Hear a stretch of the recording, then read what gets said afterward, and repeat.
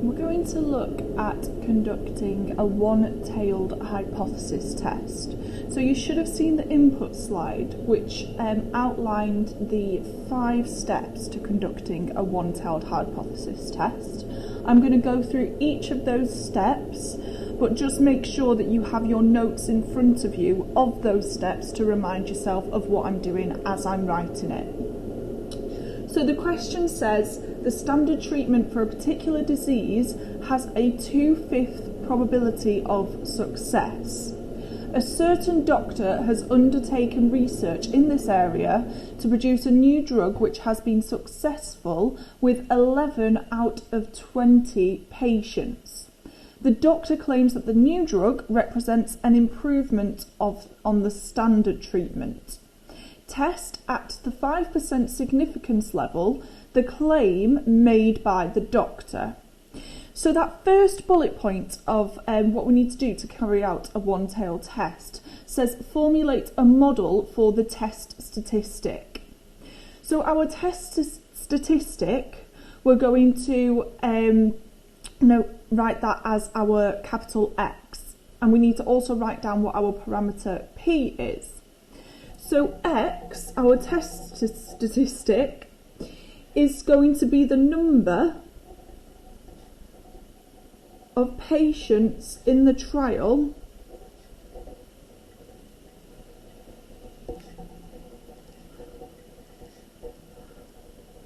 for whom the drug was successful.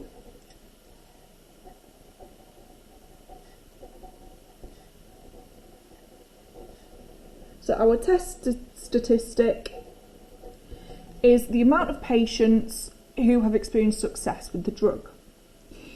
P, our parameter P, is going to be the probability of success of each patient. So we outline X, outline P. So P is the probability of success for each patient. We are then going to model this using our binomial distribution. So X, our test statistic, is binomially distributed, where N, the number of trials, is 20 because we have 20 patients in the question, and we've got our parameter P. Now H0, our null hypothesis then, is going to be that the probability of success rate is the same as the standard treatment, which was 2/5 or 0.4. And we're testing this against the alternate hypothesis, which is when the doctor claimed that the new drug represents an improvement, that means that there must have been an increase in the probability. So we're going to test that against that the probability with the new treatment is greater than 0.4. So we've got the number of patients binomially distributed with our amount of trials of 20 patients, our P, parameter P, the probability of success. We're testing the hypothesis that with the new treatment, the probability stays the same as the standard, that's our H0, or, like the doctor claims, it's going to be greater than 0.4. We're going to have a higher success rate. So what we've done there, we've formulated a model, we've identified a suitable null and alternative hypothesis.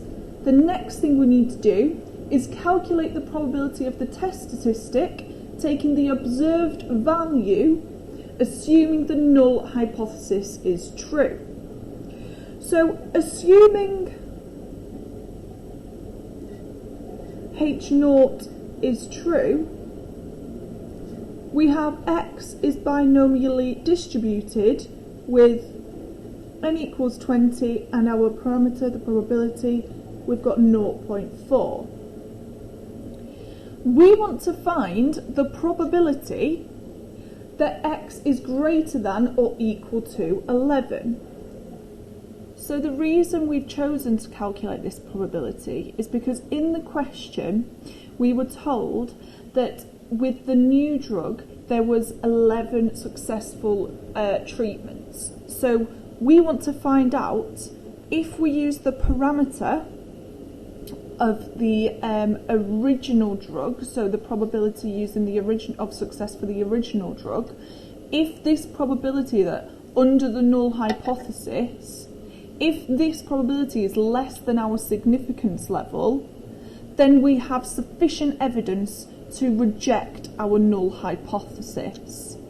However, if our probability is less than our significance level, then we will have sufficient evidence to reject the null hypothesis and accept the alternative.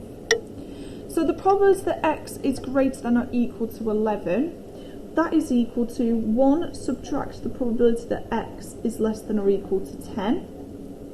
So I'm then going to use my binomial distribution tables, find the row where n equals 20, that's here, and we've got our parameter of 0.4, so I'm looking down this column, and I want to find the value when we've got lowercase x is equal to 10. I've got 0.8725. So I'm going to do 1 subtract 0.8725. Which is equal to 0.1275, which is 12.75%.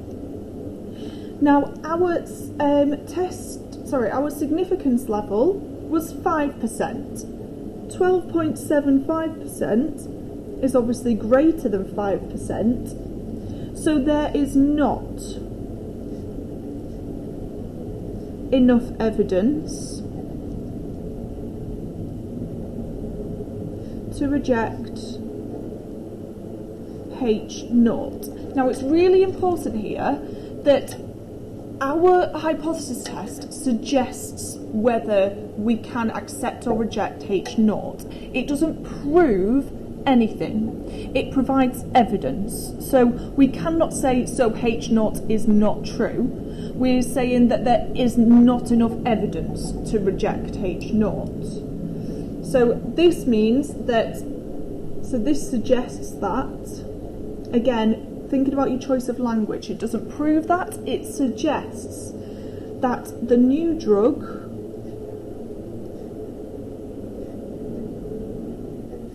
is no better than